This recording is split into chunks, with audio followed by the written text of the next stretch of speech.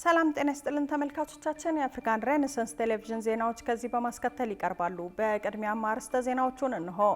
በአዲስ አበባ የግድያና የዘረፋ ወንጀል የፈጸሙ 11 ተጠርጣሪዎች በቁጥጥር ስር ዋሉ። የሶማሊያ ጦርና አጋሮቹ የወሰዱትን የሌሊት መብረቃዊ የአየር ጥቃት ተከትሎ ከ40 የሚልቁ የአልሸባብ ታጣቂዎች መገደላቸው ተሰማ። የነዳጅ ማደያ ባለቤቶች ከነዳጅ የሚገኘው ትርፍ እጅግ አነስተኛ በመሆኑ ከስራው እንዲወጡ እያስገደዳቸው መሆኑን ተናገሩ።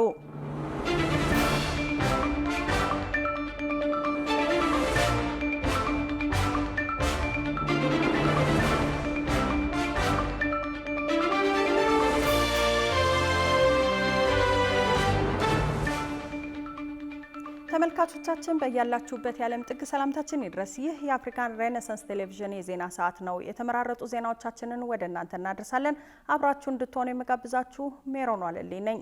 ቅድሚያ ወዳደረግነው ዜና ስናልፍ በአዲስ አበባ የግድያና የዘረፋ ወንጀል የፈጸሙ 11 ተጠርጣሪዎች በቁጥጥር ስር ዋሉ። የአዲስ አበባ ፖሊስ በቦሌ ክፍለ ከተማ ወጣት ዘይኑ ፈድሉን በመግደልና ንብረት በመዝረፍ የተጠረጠሩ 11 ግለሰቦችን ወንጀሉ በተፈጸመ በ48 ሰዓታት ውስጥ በቁጥጥር ስር መዋሉን አስታውቋል።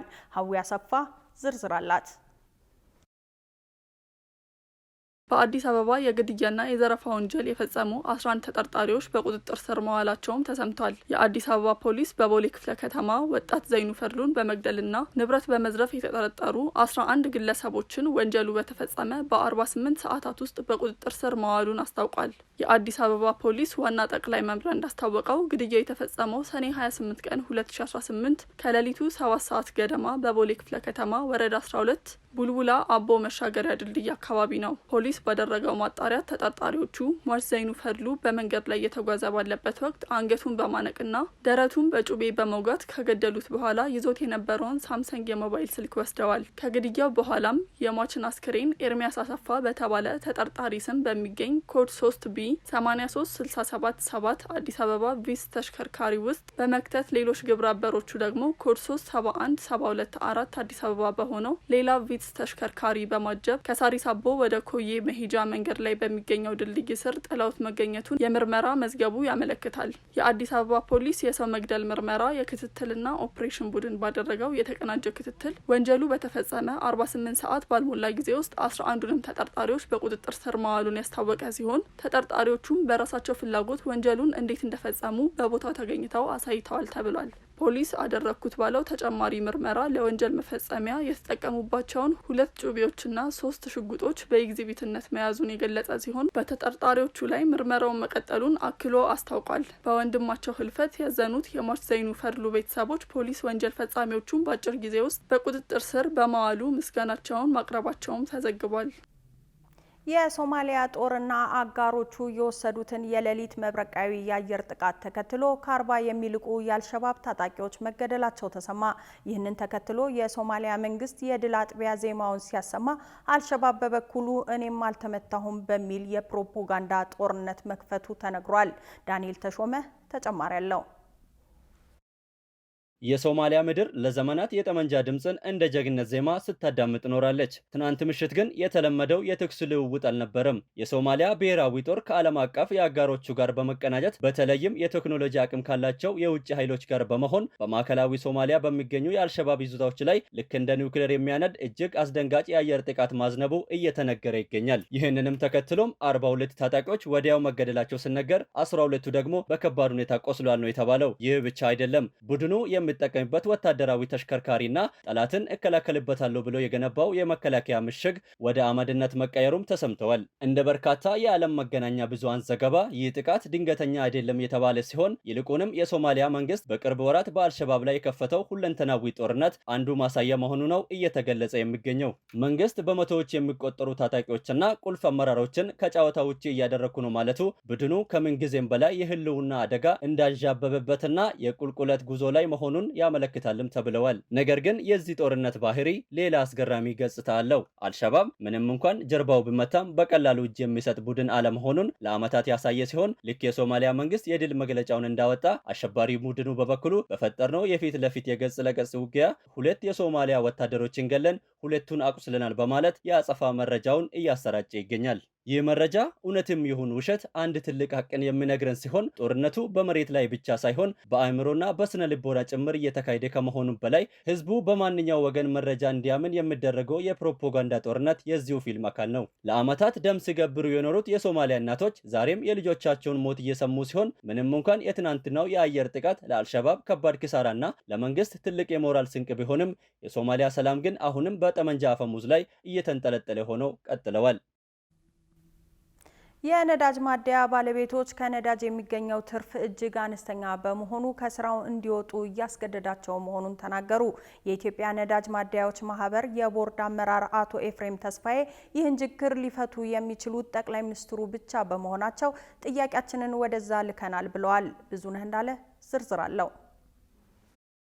የነዳጅ ማደያ ባለቤቶች ከ3 ዓመታት በፊት የተፈቀደላቸው የትርፍ ህዳግ ወይም ፕሮፊት መርጅን አሁን ካለው ሁኔታ ጋር የሚጣጣም ባለመሆኑ መንግስት አፋጣኝ ማስተካከያ እንዲያደርግላቸው ጠይቋል።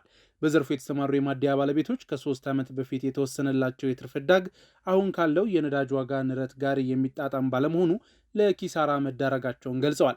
የነዳጅ ማደያ ባለቤቶች እንደገለጹት ዘርፉ ከፍተኛ የካፒታል አቅም የሚጠይቅ ሆኖ ሳለ የሚገኘው ትርፍ ግን እጅግ አነስተኛ ነው ብለዋል። ማደያዎች አንድ ቦቲ ነዳጅ ወይም 48000 ሊትር ነዳጅ ከጅቡቲ ገዝተው የሚረከቡት በ8.7 ሚሊዮን ብር የሚጠጋ ወጪ ነው። በዚህ ላይ ይህንን ነዳጅ ወደ መሃል ሀገር ለማጓጓዝ ለተሽከርካሪዎች ናፍጣ ይጠቀማሉ። 1 ሊትር ናፍጣ በአሁኑ ወቅት 182 ብርም ገብቷል። ነገር ግን መንግስት የፈቀደልን የትርፍ ህዳግ ከ1 ሊትር 88 ሳንቲም ብቻ ነው። ይህም ማለት ከ48000 ሊትር የሚገኘው ትርፍ 42240 ብር ብቻ ነው ሲሉ የወጪና የገበያ ለመመጣጠን መኖሩንም አስረድተዋል። ከዚህ ትርፍ ላይ የሰራተኞች ደሞዝ፣ የኤሌክትሪክ ክፍያ፣ የማዘጋጃ ቤት ግብርና ሌሎች ተያያዥ ወጪዎች ሲቀነሱ በየወሩ የሚገኘው ውጤት ኪሳራ መሆኑን አስረድተዋል። በአዲስ አበባ በሐዋሳና ሻሸመኔ የነዳጅ ማደያዎች ያሏቸው በበኩላቸው አሁን ላይ የተሰማሩበትን የስራ ዘርፍ ትርፍ ገቢ የሌለው መሆኑን በመጥቀስ ወደ ሌላ የስራ ዘርፍ ለመቀየር የሚያደርስ ከፍተኛ ተስፋ መቁረጥ እንዳደረባቸውም ይገልጻሉ። ከ3 ዓመት በፊት መንግስት የተመነልንን የትርፍ ህዳግ ተቀብለን ስንሰራ ቆይተናል። አሁን ላይ ግን ስራው ምንም አይነት ትርፍ ስላጣንበት በክልል የሚገኙ ማደያዎችንም ለመዝጋት ሁሉ ተቃርበናል። ሌላ የስራ ዘርፍም እያሰብን ነው ብለዋል። አክለውም መንግስት ለህብረተሰቡ የኑሮ ውድነትን ለማረጋጋት የሚወስዳቸውን እርምጃዎች የሚደነቅ መሆኑን፣ ነገር ግን ለነዳጅ ዘርፉም አሁን ያለው ወቅታዊ ሁኔታን ያማከለ ማስተካከያ ሊያደርግ ይገባል ሲሉ አጽንኦት ሰጥተው ተናግረዋል። የኢትዮጵያ ነዳጅ ማደያዎች ማህበር በበኩሉ የነዳጅ ትርፍ ህዳግን በተመለከተ ባለፉት ዓመታት ለሚመለከታቸው የመንግስት አካላት ተደጋጋሚ ጥያቄዎችን ቢያቀርብም ምላሽ ማጣቱን ገልጿል። የኢትዮጵያ ነዳጅ ማደያዎች ማህበር የቦርድ አመራር አቶ ኤፍሬም ተስፋዬ ከ3 ዓመት በፊት የተደረገው ማስተካከያ በቂ እንዳልነበር አንስተው ነዳጅ በ1 ሚሊዮን ብር ዋጋ በሚገዛበት ወቅት የተደረገው የትርፍ ህዳግ ማስተካከያ አሁን ዋጋው ወደ 9 ሚሊዮን ብር አድጎ ሳለ የትርፍ ህዳጉ አለመሻሻሉ ተገቢ አይደለም ሲሉ ተናግረዋል። በቀጣይም በጉዳዩ ላይ የመጨረሻ ውሳኔ ለማግኘት አቤቱታቸውን ለጠቅላይ ሚኒስትር ቢሮ ለማቅረብ ዝግጅት እያደረጉ መሆኑንም አስታውቀዋል። ከተለያየ ጊዜ አቤቱታችንን አቅርበናል።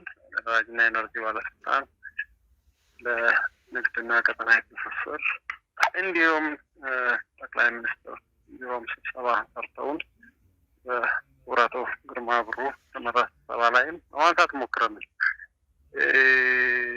እኛን የማርጅን ለማስተካከል ግን መንግስት እስካሁን ፈቃደኛ አይደለም። ምክንያቱም ለመጨረሻ ጊዜ 2015 አካባቢ ነው 88 ሳንቲም የሆነው። የዛን ጊዜ በሌትር 88 ሳንቲም ሲሆን ኦልሞስት የመግዣ ዋጋ ወደ 1 ሚሊዮን ብር አካባቢ ነበር። ዛሬ አንድ መኪና ዋጋ ማለት ነው። ዛሬ ላይ የአንድ መኪና ዋጋ ኦልሞስት 9 ሚሊዮን ብር አካባቢ እየገባ ነው እና ብዙ ዲለሮች ስራ መስራት እየቸገራቸው ነው። አንደኛ ጥሩ ትርፍ አግኝተው ካፒታላቸው እያደገ አይደለም። ሁለተኛ መግዣው ደግሞ በዚህ ፍጥነት ስለሄደ እንደው ያላቸውንም ንብረት ሸጠው ተበድሮም ለመስራት የሚቸግርበት ሁኔታ እየተፈጠረ ነው እና አቅማችን በላይ ሆኖ አቤታችንን ጠቅላይ ሚኒስትሩ ጋር ለማቅረብ ዝግጅት እያደረግን ነው። ከሳቸው ውጭ ይህን ነገር መልስ ይሰጣል ብለን የምናስበው አካል ስለሌለ ማለት ነው። ከፍተኛ የዋጋ ግሽበትና ከፍተኛ የኑሮ ውድነት ባለበት በዚህ ወቅት ይህንን ጥያቄ ማንሳት ምን ያህል ፍትሐዊ ነው በሚል ለቀረበላቸው ጥያቄም ሀገር በርካታ ጉዳዮችን እያከናወነች እንዲህ አይነት ጥያቄ ማንሳት ይቆየን ብለን ስንጎዳ ቆይተናል ያሉ ሲሆን ለምን የኛ ዘርፍ ብቻ ተለይቶ ትኩረት ያጣል? ሌሎች ሴክተሮች ለዋጋ ንረቱ ማሻሻያ ሲያደርጉ የኛ ዘርፍ ብቻ ችግር ላይ ወድቋል ብለዋል። ዘርፉ እየሞተ መሄድ ስለማይችል ወደ ሌብነትም መሄዱ የማይቀር ነው ብለዋል። የመሽለክለክ ስራዎች እየበዙ ነው። መንግስትም እኮ ያመነው ነገር ነው። ማርጅናችሁ እኮ ይበቃቸዋል አላለም። ትንሽ ጊዜ ስጡን ነው ከዚህ ውስጥ በነበሩ መድረኮች ላይ። ግን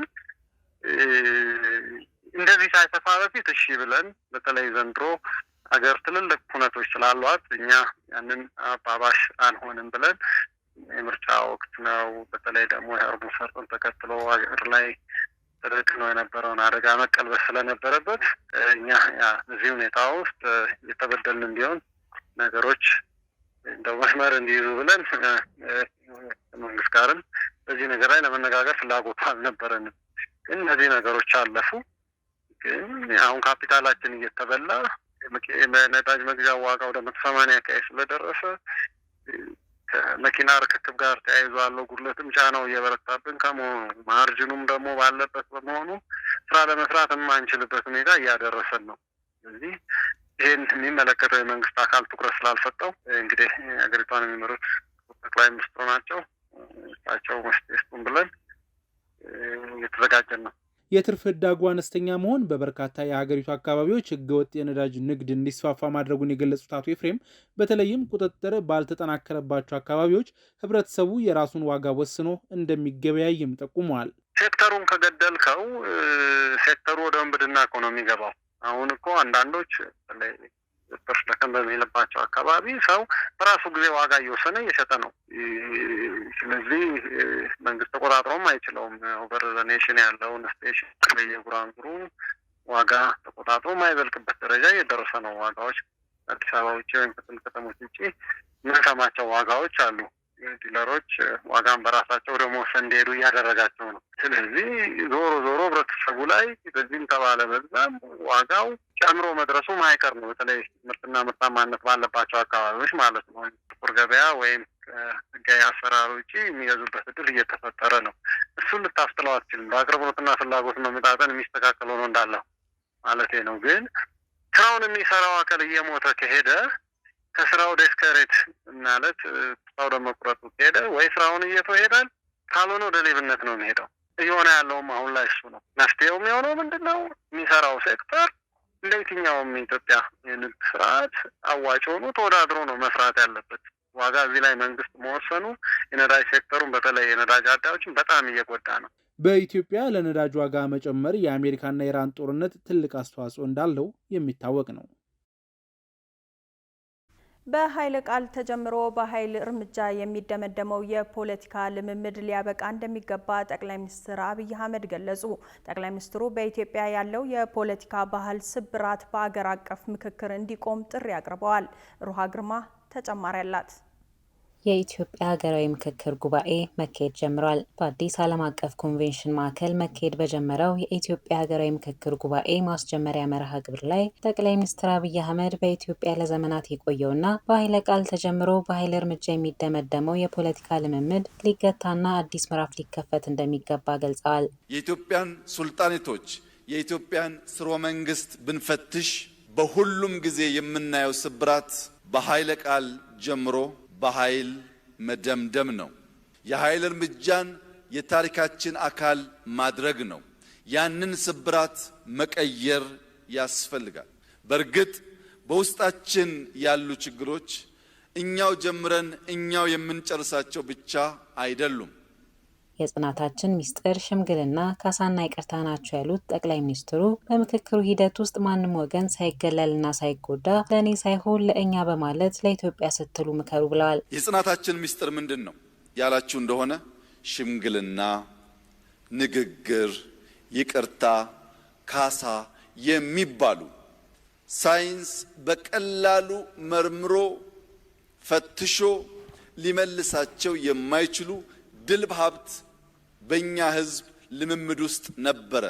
ይጋጫል፣ ግን ይነጋገርና በይቅርታ በካሳ ይፈታል። ይህ ንግግርና የይቅርታ ባህላችን ኢትዮጵያን አጽንቷል። ይህ ውይይት በዚያ ባህላችን ላይ የሚንተራስ ከሆነ ለእኛ ብቻ ሳይሆን ለሚቀጥሉት በርካታ አስርት ዓመታት የሚዘልቅ የሚያቆይ መሰረት መጣል ይችላል።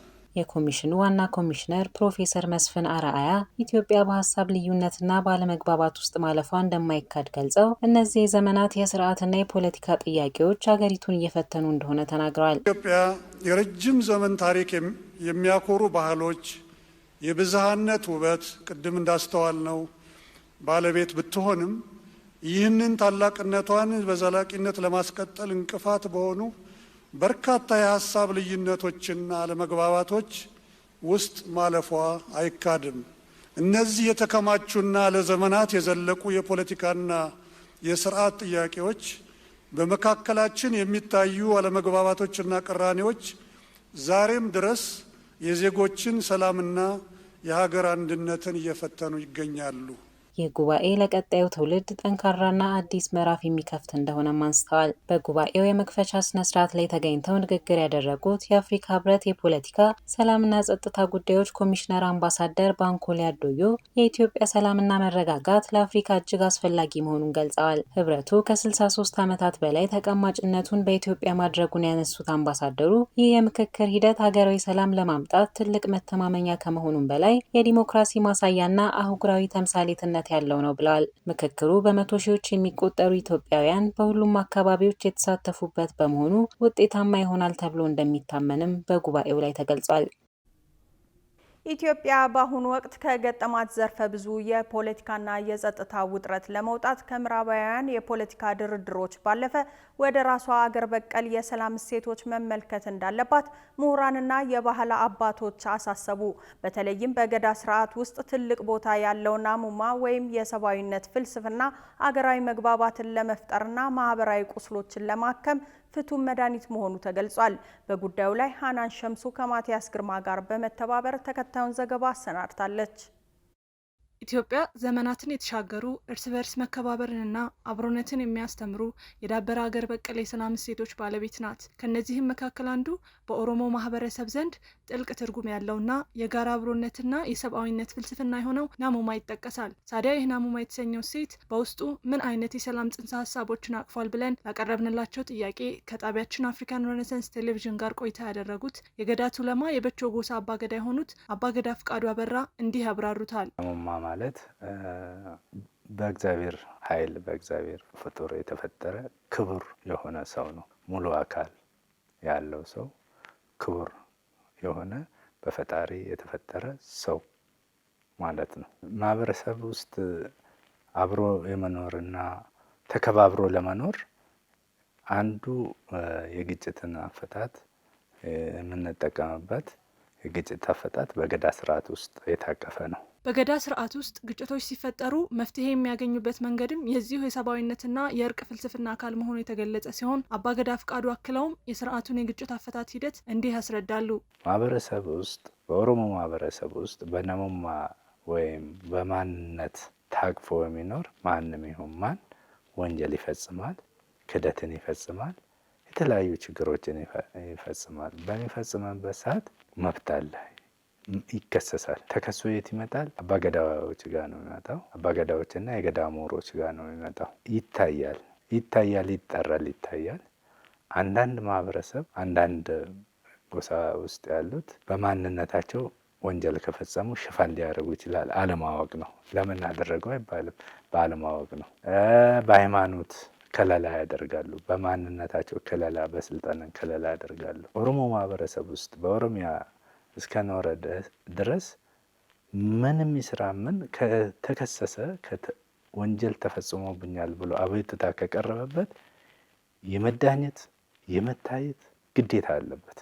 በኢትዮጵያ ውስጥ ለሚፈጠሩ አብዛኞቹ ግጭቶች ዋነኛው መንስኤ ሌላውን ወገን አለማድመጥና የራስን ማንነት ብቻ የበላይ ለማድረግ መሞከር መሆኑ ይነገራል። ይህንን አፍራሽ ትርክት ለመቀየር የገዳን የሽምግልናንና መሰል አገር በቀል የሰብአዊነት ፍልስፍናዎችን ወደ ትምህርት ስርዓቱ ማካተት የግድ ይላልም ተብለዋል። በእንጅባራ ዩኒቨርሲቲ የአንትሮፖሎጂ መምህርና ተመራማሪ የሆኑት ብርሃኑ ማተቤ ለጣቢያችን አፍሪካን ሬኔሳንስ ቴሌቪዥን እንደገለጹት ኢትዮጵያ የተሳካ የሰላም ግንባታ ለማድረግ ወደ ገዛ ባህሏ መመለስ አለባት ይላሉ። ሽማግሌ ወይም ገዳ ስርዓት ላይ ብንሄድ መከባበር አለ፣ መተማመን አለ፣ ነገሮችን መተው ኮምፕሮማይዝ ማድረግ አለ።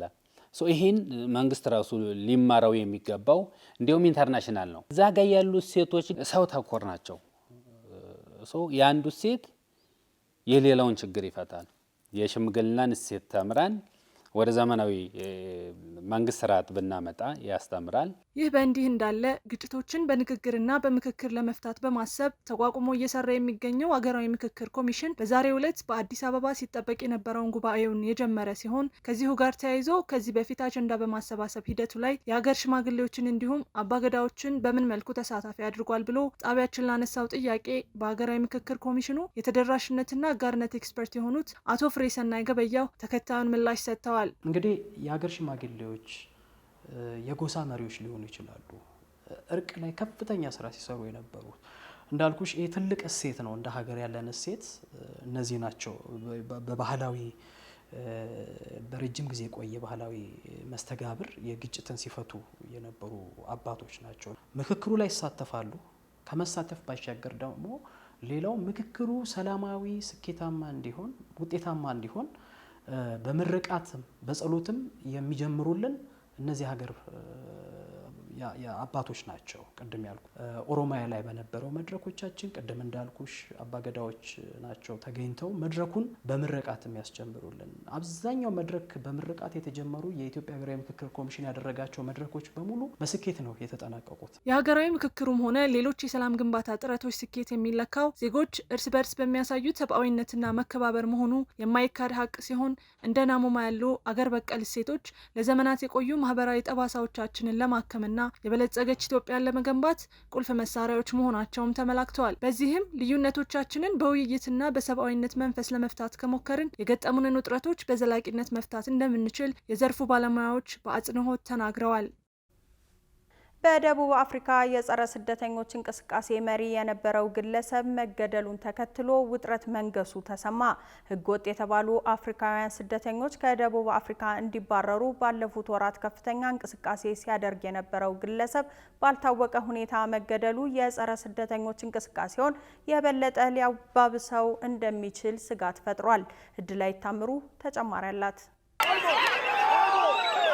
በደቡብ አፍሪካ የተካሄደ ያለው ጸረ አፍሪካን ስደተኞች እንቅስቃሴን ከሚመሩት መካከል አንዱ የሆነው አንድሌ ሶምጋርዳ የተባለው ግለሰብ ባልታወቀ ሁኔታ መገደሉ የጸረ ስደተኞቹን እንቅስቃሴ የበለጠ ሊያባብስ እንደሚችል ስጋት መፍጠሩ ተሰምቷል። ህገወጥ የተባሉ አፍሪካን ስደተኞች ከደቡብ አፍሪካ እንዲባረሩ ባለፉት ወራት ከፍተኛ እንቅስቃሴ ሲያደርግ የነበረው ሶምጋርዳ ማርች ኢንድ ማርች የተባለውን እንቅስቃሴ ከሚመሩት መካከልም አንዱ ነበረ። ጋውንቴን በሚባል አካባቢ የሚካሄዱ የጸረ ስደተኞች እንቅስቃሴ መሪ ወይንም አስተባባሪ እንደሆነ የሚነገርለት ግለሰብ ባለፈው ሳምንት በሚኖርበት ቤት አካባቢ ሳለ በጥይት መመታቱ የተገለጸ ሲሆን ግለሰቡ ከጥቃቱ በኋላ ሆስፒታል ለበርካታ ቀናት ከቆየ በኋላ ህይወቱ ማለፉም ተነግሯል። አንድሌ ሶምጋርዳ ከሞተ በኋላ በደቡብ አፍሪካ የሚካሄደው ጸረ አፍሪካን ስደተኞች እንቅስቃሴ የሚመራው ማርች ኢንድ ማርች እንቅስቃሴ ግድያው ሆን ተብሎ የተፈጸመ እንደሆነ በመግለጽ ሌሎች አባላቱም የግድያ ማስፈራሪያ እንደደረሳቸው ያስታወቀ ቢሆንም ይሁንና ፖሊስ እስካሁን የግድያው ሰበብ ምን እንደሆነ የሰጠው ማረጋገጫ ለመኖሩ ታውቋል። ንቅናቄው በአባሉ ሞት በእጅጉ ማዘኑንና የተጀመረው ጸረ ህገወጥ አፍሪካውያን ስደተኞች እንቅስቃሴና ተቃውሞ በመላው ሀገሪቱ ተጠናክሮ እንደሚቀጥልም ዝቷል። ንቅናቄው ጥቃቱን በዝርፊያና በህገወጥ የንግድ እንቅስቃሴዎች ውስጥ የተሳተፉ ቡድኖች ከሚሰነዝሩት የሞት ማስፈራሪያ ጋር ያያያዘ ሲሆን ይህ ሁኔታ በተለያዩ ማህበረሰቦች ውስጥ አላስፈላጊ ውጥረት ስለሚፈጥር የህግ አስከባሪ አካላት ይህንን ጉዳይ በጥልቀት እንዲመረምሩ እንጠይቃለንም ብለዋል። ከቅርብ ወራት ወዲህ በደቡብ አፍሪካ በተከሰቱት አፍሪካውያን የውጭ ዜጎች ላይ ባነጣጠሩ ጥቃቶችና የስደተኞች ተቃውሞዎች ምክንያት ውጥረት እየጨመረ የመጣ ሲሆን ይህንንም ተከትሎ በሰኔ ወር መጨረሻ ላይ ከመላው ሀገሪቱ ህጋዊ ያልሆኑ ስደተኞች ሀገሪቱን ለቀው እንዲወጡ ቀነ ገደብ አስቀምጠው የነበረ ከመሆኑ በተጨማሪ በርካታ ደቡብ አፍሪካውያን ይህንን ደግፈው አደባባይ ወጥተው እንደነበር የሚታወስ ነው። በደቡብ አፍሪካ በአፍሪካውያን ስደተኞች ላይ የሚደርስ እንግልትና ጥቃት መደገፉን ተከትለው የተለያዩ ሀገራት የተወሰኑ ዜጎቻቸውን እያስወጡ ሲሆን እስካሁን ባለው ጊዜ ከ53,000 በላይ የውጭ ዜጎች ከሀገር መባረራቸውን ወይም እንዲወጡ መደረጋቸውን መረጃዎች ያመለክታሉ። ክቡራትና ክቡራን ተመልካቾቻችን አሁንም የአፍሪካን ሬኔሳንስ ቴሌቪዥን ዜናዎች እንደቀጠሉ ናቸው። ወደ ቀጣዮቹ ጉዳዮቻችን ከመሻገራችን በፊት ይፋዊ የማህበራዊ ገጾቻችንን ልናስታውሳችሁ ወደድን። በቴሌቪዥን ስርጭት ያለፏችሁን ፕሮግራሞቻችንን ከ1.8 ሚሊዮን በላይ ሰብስክራይበሮች ባሉት አርትስ ቲቪ ወርልድ የዩቲዩብ ገጻችን በኩል ልትከታተሉ ትችላላችሁ። በተጨማሪም በርካታ ተከታዮችን ባፈራንባቸው በፌስቡክ፣ በቀድሞ ትዊተርና በአሁኑ ኤክስ እንዲሁም በቲክቶክ እና ኢንስታግራም ገጾቻችን በኩል ቤተሰብ መሆን ትችላላችሁ። ከቆይታ በኋላ ዛሬ ምሽት በዓለም ዋንጫ የግማሽ ፍጻሜ ተጠባቂ እንግሊዝ ከአርጀንቲና የሚያደርጉትን ጨዋታ ጨምሮ የተመራረጡ ስፖርታዊ መረጃዎችን ወደ እናንተ እናደርሳለን። ይጠብቁን። የዓለማችን የልብ ትርታ የንግድና የፖለቲካ ደም ስር የሆነው ቀይ ባህር ከጸጥታው ምክር ቤት አዳራሽ እስከ ሰናአ አየር ማረፊያ ከሀያላኑ ሽኩቻ እስከ ኢትዮጵያ ስትራቴጂካዊ እርምጃዎች ዛሬም እንደተለመደው የዓለም መነጋገሪያ ሆኗል። የተባበሩት መንግስታት ድርጅት የጸጥታው ምክር ቤት በንግድ መርከቦች ላይ ሁኔታዎች የሚሰነዘሩትን ጥቃት የሚከታተለውን የሪፖርት ጊዜ እስከ መጪው ጥር 2027 ድረስ ለማራዘም መወሰኑ ተሰምቷል። ፍራውል አሸናፊ ዝርዝር አለው። የዓለማችን የልብ ትርታ የንግድና የፖለቲካ ደም ስር የሆነው የቀይ ባህር ዛሬም እንደተለመደው የዓለም አቀፍ መነጋገሪያ ሆኗል። ልክ እንደ ኒውክሌር ፍንዳታ በሚናወጥ የጂኦፖለቲካ ትኩሳት ውስጥ ሆነው በአንድ በኩል ሀያላኑ በኒውክሌር እየተባቀሱበት፣ በሌላ በኩል በየመን ሰማይ ላይ የሚሳኤል ዝናብ እየዘነበ ይገኛል። በዚህ ውጥረት መካከል ደግሞ የአፍሪካ ቀንድ ፖለቲካ ርዕደ መሬት ማዕከል የሆነችው ኢትዮጵያ የህልውናዬ መሰረት ነው ያለችው የባህር በር ጥያቄ ከዓለም አደባባይ ካቀረበች ሰነባብታለች። በዚህ የዓለማችን የልብ ትርታ የንግድና የፖለቲካ ደም ስር የሆነው ቀይ ባህር ከጸጥታው ምክር ቤት አዳራሽ እስከ ሰናአ አየር ማረፊያ ከሀያላኑ ሽኩቻ እስከ ኢትዮጵያ ስትራቴጂካዊ እርምጃ ዛሬም እንደተለመደው የዓለም መነጋገሪያ ሆኖ እንደቀጠለ ነው። የተባበሩት መንግስታት ድርጅት የጸጥታው ምክር ቤት አዳራሽ ሰሞኑን የዲፕሎማሲ ጦርነት አውድማ ሆኖ የሰነበተ ሲሆን ምክር ቤቱ በመስመሩ ላይ የሚተላለፉ የንግድ መርከቦች ላይ በሁቲ ታጣቂዎች የሚሰነዘረውን ጥቃት የሚከታተለውን ሪፖርት ጊዜ እስከ መጪው ጥር 2027 ድረስ ለማራዘም መወሰኑ የተዘገበ ይገኛል። እንደ ዓለም አቀፍ መገናኛ ብዙሃን ዘገባ 13 ሀገራት የደገፉት ይህ ውሳኔ ሲጸድቅ ከጀርባ የነበረው ፍጥጫ ከውሳኔው በላይ ክብደት የነበረው የተባለ ሲሆን የአሜሪካው ተወካይ ማይክ ዋልትዝ በቻይና ኩባንያዎችና በኢራን ላይ ለሁቲዎች ጦር መሳሪያ እያቀረባችሁ ነው የሚል የቃላት ዶፍ ሲያዘንቡ፣ የቻይና ተወካይ ሱን ሌይ በበኩላቸው ክሱን አጣጥለው አሜሪካን በመካከለኛው ምስራቅ እሳቱን አታባብሺ ስትል ማስጠንቀቃቸውን ተናግረዋል። ሩሲያና ቻይና ድምፅ ታቅበው በማድረግ አዲሱ የዓለም አስተላለፍ በቀይ ባህር ላይ የራሱን አሻራ እያሳለፈ መሆኑን በተግባር አሳይቷል የተባለም ይገኛል። ከኒውዮርኩ የቃላት ጦርነት ስንወጣ በመሬት ላይ ያለው እውነታ እጅግ አስፈሪ ሆኖ የምናገኘው ሲሆን ከ2022 ጀምሮ አንጻራዊ ሰላም አግኝቶ የነበረው የእስራኤልና የሁቲዎች ግንኙነት መፍረሱ ተሰምተዋል።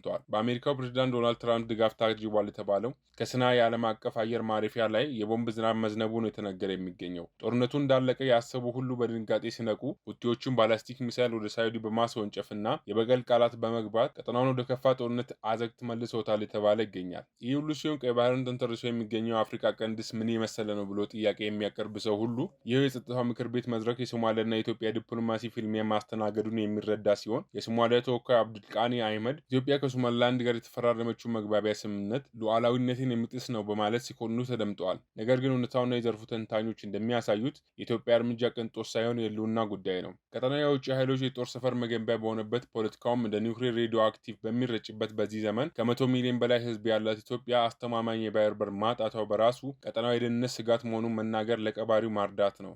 ከ30 ዓመት በላይ ራሷን ችላ ሰላሟን ካስጠበቀችው ሶማሊላንድ ጋር የተደረገው ስምምነት ኢትዮጵያ በዚህ የጋለ የቀይ ባህር ፖለቲካ ውስጥ ብሔራዊ ጥቅሟንና የአካባቢያዊ ውህደትን ለማስጠበቅ የወሰደችው ስትራቴጂካዊና ወቅታዊ ውሳኔ መሆኑ ይነሳል። በአጠቃላይ የቀይ ባህር ደህንነት ጉዳይ አሁን የንግድ መስመር ጥበቃ ብቻ ሳይሆን የሀያላኑ ጡንቻ መፈተኛ፣ የአረብ ሀገራት ጦርነት ትርምስ እንዲሁም እንደ ኢትዮጵያ ላሉ ቁልፍ ሀገራት ስትራቴጂካዊ ጥቅም ማረጋገጫ የቼስ ጨዋታ ሆኗል። የአሜሪካው ፕሬዝዳንት ዶናልድ ትራምፕ ኢራን ወደ ድርድር ካልተመለሰች የኃይል ማመንጫዎቿንና ድልድዮቿን እንደሚመቱ አስጠነቀቁ። የኢራን አብዮታዊ ዘብ በበኩሉ በዶናልድ ትራምፕ በቤንያሚን ኔታንያሁና በሌሎች የምዕራባውያን መሪዎች ላይ ጠንካራ የሞት አደን አዋጅ ማወጁን አስታውቋል። አህዱ አባተ ዝርዝር አላት። የመካከለኛው ምስራቅ የፖለቲካ ሙቀት መጠን ከምንጊዜውም በላይ ንሯል። ዶናልድ ትራምፕ ለፎክስ ኒውስ በሰጡት ቃለ ምልልስ ኢራን በአስቸኳይ ወደ ድርድር ጠረጴዛ ካልተመለሰች በቀጣዩ ሳምንት የሀገሪቱን የደም ስር የሆኑትን የኃይል ማመንጫዎችና ድልድዮች ኢላማ ያደረገ አውዳሚ ጥቃት እንደሚሰነዘር አስጠንቅቀዋል። ምንም እንኳን በሆርሙዝ ወሽመጥ ላይ አቅዳውት የነበረውን የ20% ክፍያ ሀሳብ ቢሰርዙትም በኢራን ወደቦች ላይ የተጣለው የኢኮኖሚ ማነቀው ግን እንደቀጠለ ነው። ነገር ግን ይህ ዛቻ ዝም ብሎ አልታለፈም። የተባበሩት መንግስታት የሰብአዊ መብቶች ከፍተኛ ባለስልጣን የሆኑት ቮልከር ቱርክ ይህን የትራምፕ ንግግር በዓለም አቀፍ ሕግ የተከለከለ መሆኑን በመጥቀስ የጦር ወንጀል ሲሉ ያወገዙት ሲሆን የንጹሃን ዜጎችን መሰረተ ልማት ሆን ብሎ ማጥቃት ጦርነቱን ወደማይወጡት አዘቅት እንደሚከተው በማስታወስ ሀያላኑ በስሜት እንዳይነዱ የማስጠንቀቂያ ደውል አሰምተዋል። የኢራን ምላሽ ደግሞ ከዲፕሎማሲያዊ መግለጫ ያለፈ እጅግ አስፈሪና ልብ አንጠልጣይ ነበር። የኢራን አብዮታዊ ዘብ በዶናልድ ትራምፕ በቤንያሚን ኔታንያሁና በሌሎችም የምዕራባውያን መሪዎች ላይ ጠንካራ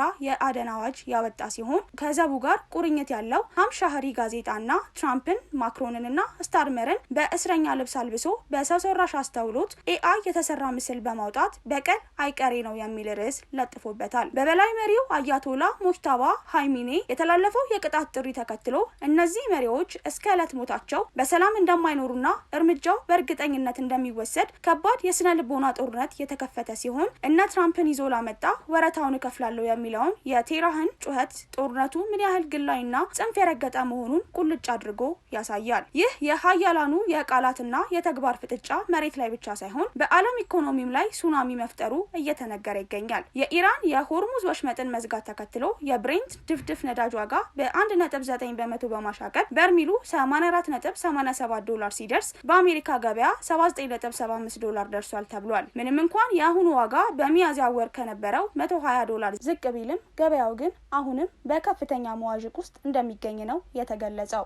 ከግሪጎሪያኑ የካቲት 2018 ዓ.ም ጀምሮ በፓኪስታን አሸማጋይነት የተደረገውን ጨምሮ 3 የተኩስ አቁም ስምምነቶችን ያፈረሰው ይኸው የአሜሪካ እስራኤልና ኢራን ጦርነት አሁን ደግሞ ወደ አደገኛ ምዕራፍ የተሸጋገረ ሲሆን የትራምፕ ሚሳኤሎች ይቀድሙ ይሆን ወይስ የኢራን አዳኞች የሚለውን ዓለም ቀጣዩን የጥፋት እርምጃ ትንፋሿን ውጣ እየተከታተለች ነው። ክቡራን ተመልካቾቻችን በቀጣይ የምናመራው ከሀገር ውስጥና ከውጭ የተመራረጡ ስፖርታዊ መረጃዎችን ወደ እናንተ ወደምናደርስበት ዝግጅት ነው። ስፖርታዊ መረጃዎቹን ባልደረባችን ጌታሁን አበበ ይዞ ይጠብቃቸዋል። ከመረጃዎቹ ጋር መልካም ቆይታ።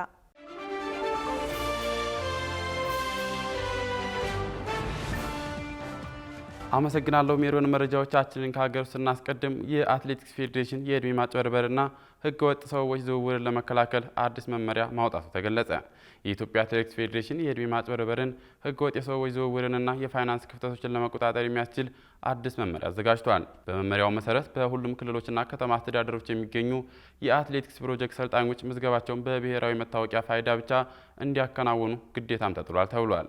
የፋይዳ አገልግሎት በቀላሉ ለማያገኙ ክልሎች ፌዴሬሽኑ የትራንስፖርትና የፋይናንስ ድጋፍ ያደርጋልም ተብሏል። አዲሱ አሰራር በ2019 ዓ.ም የውድድር ዘመን ሙሉ በሙሉ ተግባራዊ የሚደረግ ሲሆን ጥቅማ ጥቅሞች የሚሰጡትም በዚሁ መታወቂያ ምዝገባ ላደረጉ ብቻ ይሆናል ተብሏል። በሌላ በኩል በአሜሪካ ከ20 ዓመት በታች የዓለም ወጣቶች አትሌቲክስ ሻምፒዮና ላይ የሚሳተፈውና 23 አትሌቶችን የያዘው የኢትዮጵያ ብሔራዊ ቡድን ከሐምሌ 8 ቀን 2018 ዓ.ም ጀምሮ ዝግጅቱን እንደሚጀምር ተመላክቷል። ተጠባቂው የዓለም ዋንጫ የግማሽ ፍጻሜ የመጨረሻ ጨዋታ ዛሬ ምሽትም ሲደረግ አርጀንቲና ከእንግሊዝ የሚያደርጉት ጨዋታ ይጠበቃል። ሷሊ መሐመድ ተጨማሪ አለው።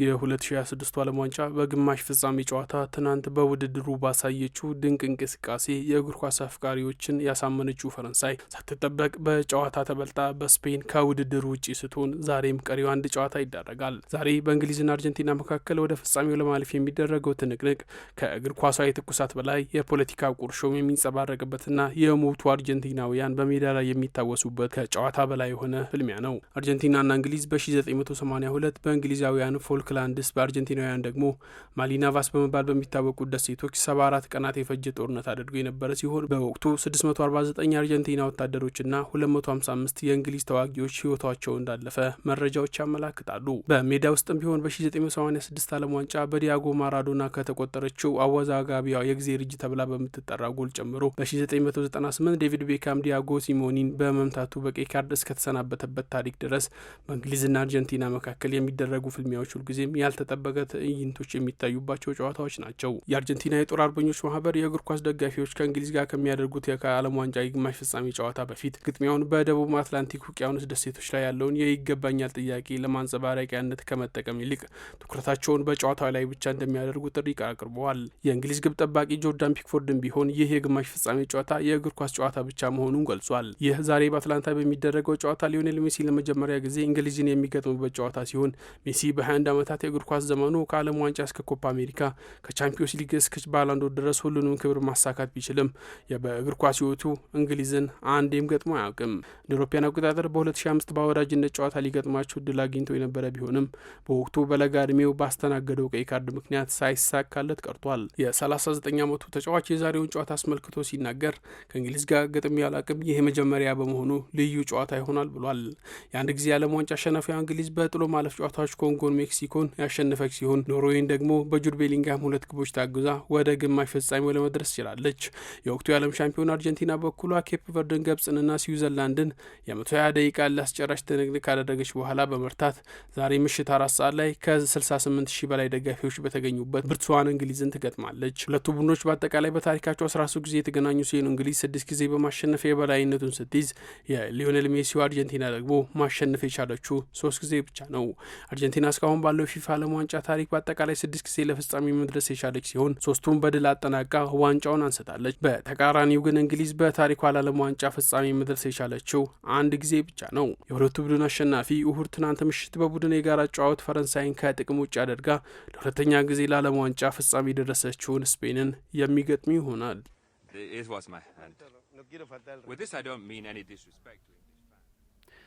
ተመልካቾች ከዚሁ ከዓለም ዋንጫ ጉዳያችን ሳንወጣ የሁሉም ተጫዋቾች ብቻ ሳይሆን የጋዜጠኞችም ህልም የሆነው ይህንን ትልቁን የስፖርት መድረክ ባለፉት 18 የዓለም ዋንጫ ውድድሮች በስፍራው ስለዘገበው አርጀንቲናዊ አንጋፋ ጋዜጠኛ ዮናስ ግርማ ተከታዩን ዘገባ አዘጋጅቷል። ተከታትለን እንመለስ። This 91-year-old Argentinian journalist is covering his 18th consecutive World Cup. Meet Enrique Macaya Marquez. አንድ የእግር ኳስ ተጫዋች 6 የዓለም ዋንጫ ላይ ተሳተፈ ሲባል ሁሉም በአድናቆት እጁን በአፉ ላይ ይጭናል። ነገር ግን አንድ ጋዜጠኛ በ18 የዓለም ዋንጫ ውድድሮች ላይ በተከታታይ ተሳተፈ ቢባል ምንስ ይባላል? በዘንድሮ የዓለም ዋንጫ ክርስቲያኖ ሮናልዶና ሊዮኔል አንድረስ ሜሲ በ6 የዓለም ዋንጫዎች ላይ በመሳተፋቸው ፊፋ የሌጋሲ ክብር ማሊያም አልብሷቸውም ነበር። ነገር ግን አንድ አርጀንቲናዊ ጋዜጠኛ ግን በ18 ተከታታይ የዓለም ዋንጫ ውድድሮች ላይ በስፍራው በመገኘት ዘገባ በመስራት አስደናቂ ታሪክንም አስመዝግቧል። ታዲያ ይህ አስደናቂ ጋዜጠኛ ማን ነው ቢባል ደግሞ ጋዜጠኛው ኤንሪኬ ማካያ ማርኬዝም ይባላል። እድሜው 91 ዓመት ሲሆን የተገኘውም ለእግር ኳሱ ዓለም እንደ ዲያጎ ማራዶናና የወቅቱን ኮከብ ሊዮኔል አንድረስ ሜሲን ካፈራችውም የአርጀንቲና ምድር ነው። በሙያው ደግሞ የስፖርት ጋዜጠኛ ሲሆን የዓለም ዋንጫ መድረክ ላይም ደጋግሞ በመገኘትም ተወዳዳሪ አልተገኘለትም። በ24 ዓመቱ ለመጀመሪያ ጊዜ እንደ አውሮፓውያኑ ዘመን አቆጣጠር በ1958 በስዊድን በተካሄደው የዓለም ዋንጫ ላይም ተገኝቶም ዘግበዋል። ያኔ ገና የ17 ዓመት ወጣት የነበረውን የፔሌን መፈጠር እንዲሁም አርጀንቲና በቼኮስሎቫኪያ 6-1 የተሸነፈችበትንና በታሪክ አጋጣሚ የስዊድን አደጋ የሚባለውን ክስተትም በቅርበት ታድሞም ሽፋን ሰጥተዋል። ከፔሌ እስከ ማራዶና፣ ከክርስቲያኖ ሮናልዶ እስከ ሊዮኔል አንድረስ ሜሲ ያሉ የዓለም የእግር ኳስ ታላላቅ ኮከቦችንም በአይኑ አይቶ የዘገበ ሲሆን እግር ኳስና የሚዲያ ቴክኖሎጂ ከባህላዊ ወደ ዲጂታል ሲቀየርም በሂደት ውስጥ አብሮም ነበር። ስለ አንድ ሰው ጥልቅና የተሟላ እውቀት ሳይኖርህ በችኮላ ፍርድ መስጠት የለብህም በሚለው አንጋፋ አባባሉ የሚታወቀው አንጋፋው ጋዜጠኛ ኤንሪኬ ማካያ ማርኬዝ ከበርካቶች አድናቆትንና ክብርንም አግኝተዋል። ዘንድሮ ለ23ኛ ጊዜ በሰሜን አሜሪካ እየተደረገ ወደ ፍጻሜው በተቃረበው ውድድርም ከተገኙት እድለኛ ጋዜጠኞች መካከል የሆነው አንጋፋው ሰው አርጀንቲና ከጆርዳን ጋር ከከወነችው የምድብ ጨዋታ በፊት በቅድመ ጋዜጣዊ መግለጫ ወቅትም ተገኝቶ ለሊዮኔል ስካሎኒም ጥያቄ አቅርበዋል። የአርጀንቲናው አለቃ ሊዮኔል ስካሎኒ ጋዜጠኛው ለጠየቀው ጥያቄ የሰጠው ክብርና አድናቆት ግን ጋዜጠኛው በብዙ መነጋገሪያ አጀንዳ እንዲሆንም ምክንያት ሆኖም ነበር። ጋዜጠኛው ግን ስለ አርጀንቲናዊው አለቃ ሲናገር ሊዮኔል ስካሎኒ የአርጀንቲና አሰልጣኝ ሆኖ በ2018 ሲሾም መጀመሪያ ላይ ትልቅ ተስፋ እንዳልነበረው ቢገልጽም ስካሎኒ ግን አርጀንቲናን ለኮፓ አሜሪካና ለዓለም ዋንጫ ድል በማብቃት ትልቅ ታሪክ መስራቱንም በአድናቆት ይገልጻል። ከዚህ ባለፈ ግን ስለሚወደው ተጫዋች ሲጠየቅ የሚወደው ተጫዋች ሊዮኔል ሜሲ መሆኑን በግልጽ ቢናገርም በታሪክ ከታዩ ምርጥ ተጫዋቾች መካከል የላቀው ማን ነው ወይም በእንግሊዝኛው who is the GOAT ለሚለው ጥያቄ ግን ምላሽ ከመስጠትም ይቆጠባል። እንደ ምክንያትም የሚያስቀምጠው ዘመናቱ ተጋጣሚዎቻቸውም አብረዋቸው የተጫወቱት አጋሮቻቸው ስለሚለያዩ ማራዶናን፣ ሜሲን ወይንም ፔሌን በቀጥታ ማወዳደር ፍትሃዊ እንዳልሆነም ይናገራል። ማካያ ማርኬዝ ለረጅም ዓመታት በዘለቀው አስደናቂ የስፖርት ጋዜጠኝነት ጉዞ በብዙዎች ዘንድ ትልቅ አክብሮትን ያተረፈ ሲሆን አሁን ላይ ግን ጡረታ የሚወጣበት ጊዜ መቃረቡንም በፈገግታ ይገልጻል። ይህ እውነትም አጀብ የሚያሰኝ ሕያው ታሪክ ሲሆን የበርካታ ወጣት ጋዜጠኞችም የዘመናት ህልም ሆኖ የሚቀጥል ይሆናል። ክቡራትና ክቡራን ተመልካቾቻችን በእኔ በኩል ያስኳቸውን ስፖርታዊ መረጃዎች አጠናቅቄያለሁ። ጌታውን አበበ ነበርኩኝ። መልካም ቆይታ።